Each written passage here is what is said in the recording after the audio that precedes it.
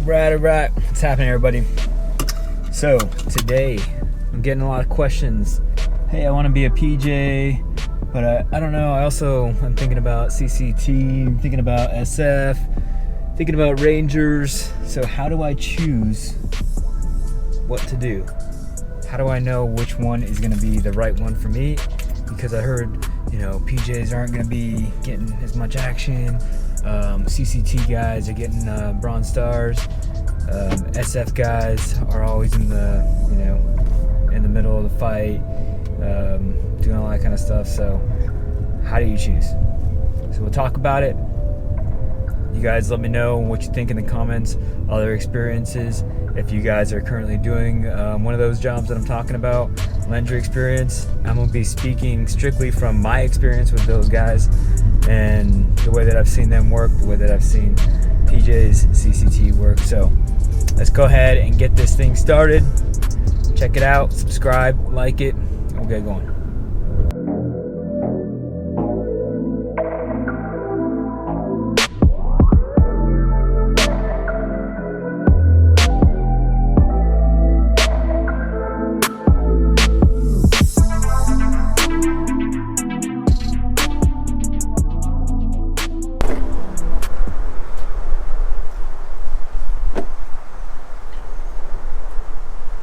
So let's get into this thing. So, like I said, you've gone to all the recruiters, you've checked it out, you've talked to the Navy, the Army, Coast Guard, if you wanted to go down that road, and of course the Air Force, Marines guys. So you're like, how am I going to decide on whether or not I want to do one job or the other? So first thing, for Navy SEALs, obviously they're doing a lot of awesome stuff out there. There are a lot of guys that are Navy SEALs. Obviously, they're all going to be difficult selections. So don't choose based on I think I can pass this selection, but I'm not sure. So just look at the jobs that they're doing. Obviously, Navy, you're going to have stuff to do. They're not traditionally on boats all the time. They're not going to be stationed on boats or anything like that. At least all the guys that I've talked to. So more than likely, you're going to be stationed, east to west coast. That's kind of how things are laid out. You're going to get lots of cool gears, but it's going to be traditionally, boat type of centric, where you're going to go and do take over some boats, interdiction in that aspect, some of the CQB. But I think I would rely more on the Army if you're trying to do more stuff on land in vehicles. Obviously Navy does that too, but with the Army SF guys, you're going to be doing a lot more stuff that's in MRAPs and rucking around a lot, and doing more land-centric type of stuff. They are all going to get a lot of missions. It's not like one is going to get more than the other, or however it goes. It just changes throughout the years, and even with PJs and CCTs, currently CCTs are definitely getting more missions, and they're attached to more teams. But that's just the war that we're in right now. Something else happens,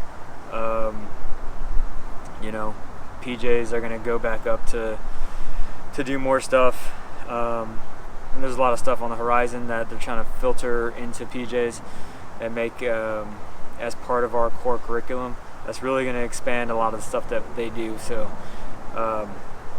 if you guys are looking at a job, don't just look at it these guys are getting more action right now, so I gotta go do these guys. They're all gonna get different kinds of stuff. You want to kill people, you want to save people by killing them more, then join the Navy SEALs, join the SF, and also SF. Don't call security forces SF. That is not the thing. Security forces. You're in the Air Force, it's security forces. Special forces is SF.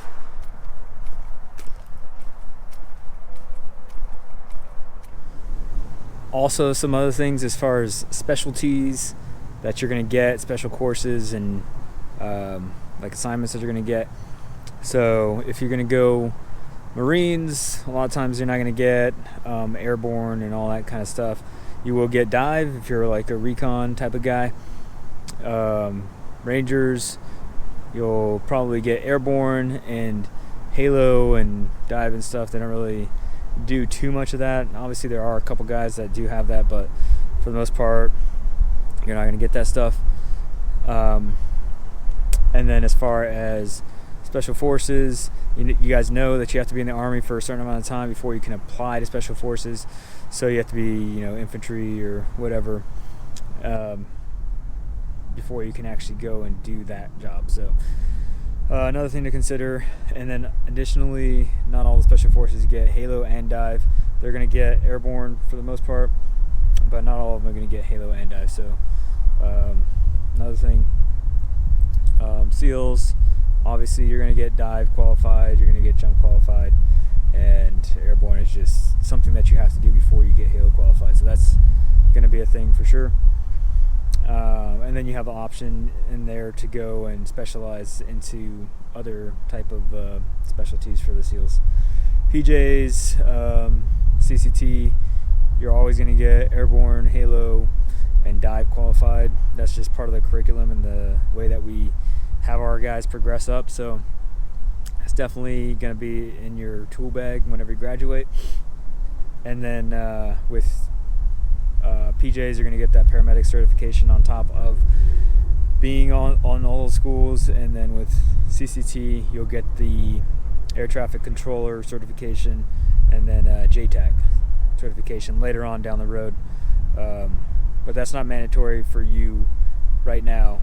They're probably going to change it soon, but that's not mandatory for you right now in order to graduate from the CCT pipeline.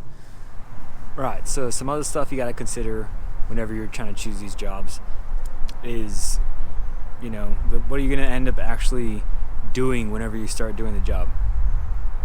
So I can tell you from personal experience, as far as pararescue, you're going to be gone a long time, getting trained up for at least a year before you deploy. And then after you're done with that, you're going to be able to deploy. Essentially, you're going to be like mission qualified, and hopefully by then you'll be what's called a 5 level, which means you're able to do tasks on your own without someone supervising you and without holding your hand, basically. So as far as the other career fields out there, I don't know exactly how it's like whenever they get accepted onto the team, but I'm sure that they have a similar process to where they're upgrading their guys and making sure they're ready to go for, mission training. Except for the Army, because they like to, as soon as dudes get out of whatever training they do, they deploy and do that. Especially the Rangers. We had a lot of dudes that I worked with on my first deployment that were Rangers on their first deployment, or not Rangers, but they were in training to be a Ranger. At that point in time, they weren't assigned to a specific place. Anyways, they were super young.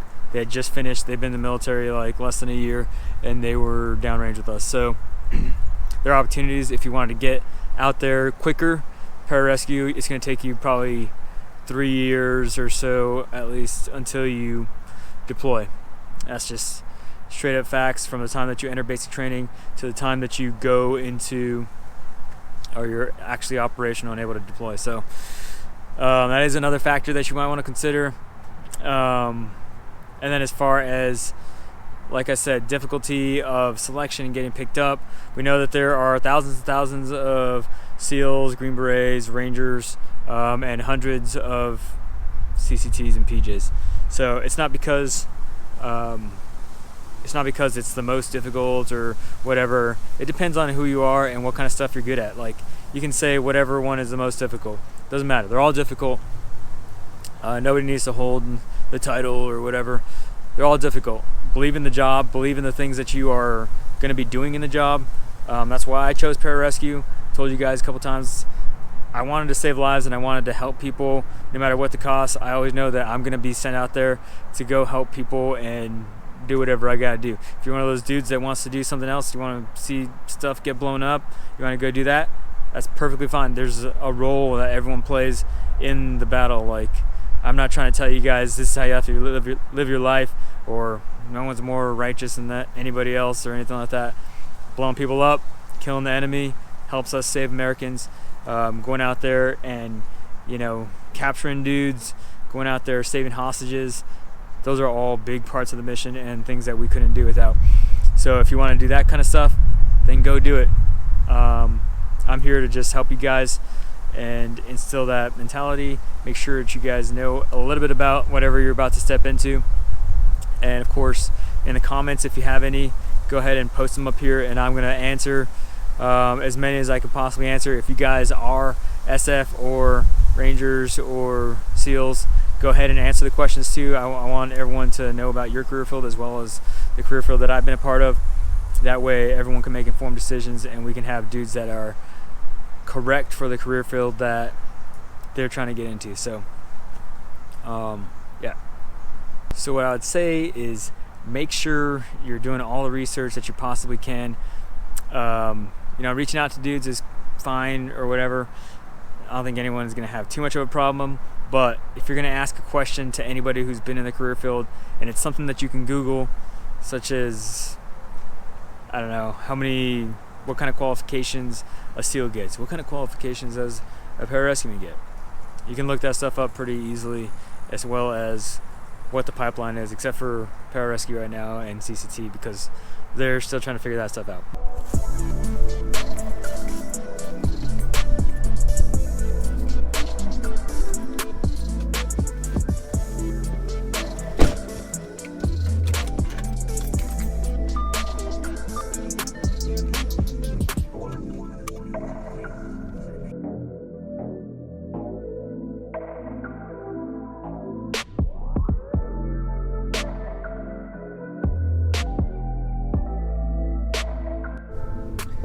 All right, so this is mostly going to be about pararescue, obviously. That's what I know the most.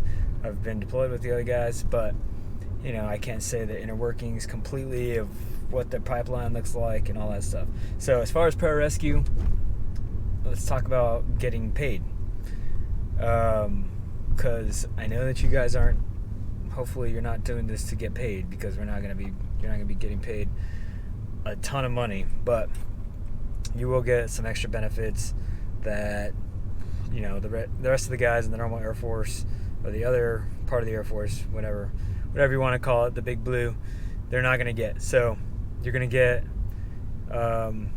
they basically combined all of the pays together.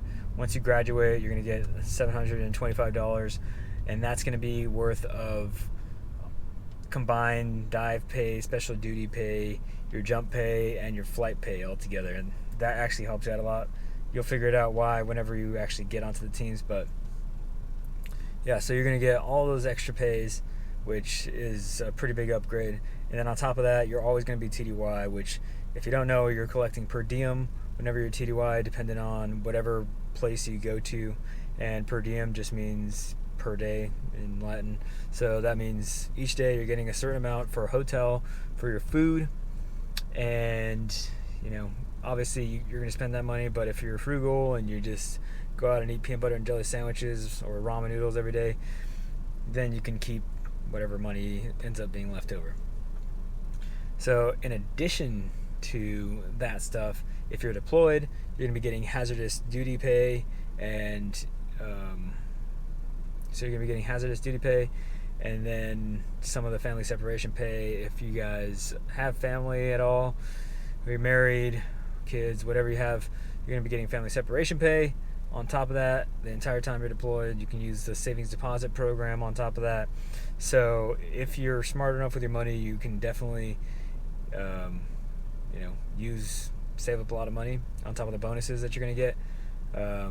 So myself, I've received 3 bonuses since I've been in. When I first got in, it was $10,000. The second one was $90,000. The one after that was $50,000. So that's for each enlistment and re-enlistment you do. And then there's a chance later on that you're going to get a much larger bonus if you're at your 19-year mark and you make it to that as a PJ. Then you can get that bonus. Overall, I talked about a little bit about the SEALs, a little bit about the Rangers, a little bit about each one. But like I said, pararescue is the thing that I know the most, and I don't think that anybody would ever be disappointed going down that route and becoming a PJ. Just the skills you learn, the people that you meet, and you're gonna get those pays, and you get the qualifications. It's kind of like something that no one else really I've met gets to do as far as their career fields. They'll get some of it, but they're not going to get all the training that PJs get. They're going to be really good at like a certain thing. PJs, you're good at. You're not like a complete expert at everything, but you are good at almost everything.